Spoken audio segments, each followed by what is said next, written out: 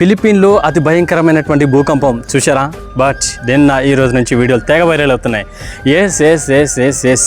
So Richter scale విలువ చూసుకుంటే కనుక దాని తీవ్రత ప్రభావం 7.8 అనమాట. Oh my god. యాక్చువల్గా అయితే 2.3.4 పాయింట్స్కి భూమి దద్దరిల్లి షేక్ అయిపోయి బొమ్మ దద్దరిల్లిపోద్ది అనమాట. అలాంటిది 7.8 అంటే ఇక ఏ రేంజ్లో వచ్చిందో మనం అసలు ఊహించుకోవడానికి కూడా చాలా ఆశకు ఊహకు అందదనమాట.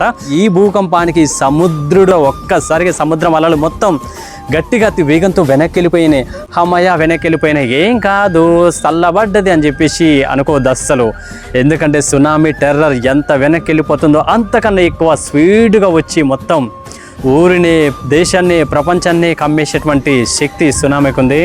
జాగ్రత్త. బట్ గతంలో కూడా ఇక్కడ చాలా భూకంపాలు ప్రబలినాయంట. బట్ ఇంత నష్టము, ఇంత భయంకరమైనటువంటి భూకంపం ఎప్పుడు రాలేదని చెప్పేసి అంటున్నారు.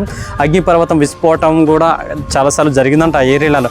మరి జనాలు ఎందుకు అక్కడ ఉంటారేమో తెలియదు, కానీ ఒక రకంగా చాలా అంటే ప్రాణాలు అరచేతిలో పెట్టుకొని జీవించేటువంటి పరిస్థితి అక్కడ మనం చూసుకోవచ్చు అనమాట.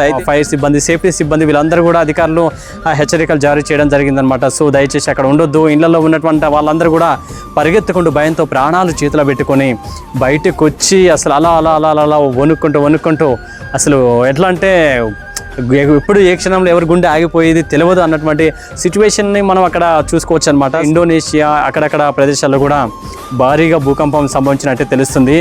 పెద్ద ఇల్లులు, ఈఫిల్ టవర్ లాంటి బిల్డింగ్స్, షాపింగ్ మాల్స్, ఇక తెలుసుగా దానమ్మ భూమి ఒక్కసారి షేక్ అయిందంటే ఎంత పెద్ద అయినా సరే భూమి మీద ఉన్నాయి అతలకుతలం కావాల్సిందే. ఎందుకంటే ప్రకృతి నుంచి ఎవ్వడు ఏ జీవి ఏది కూడా తప్పించుకోలేదు అనమాట.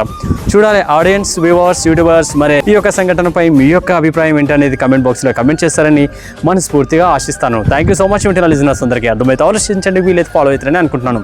వినండి ఉల్లాసంగా, ఉత్సాహంగా. Thank you.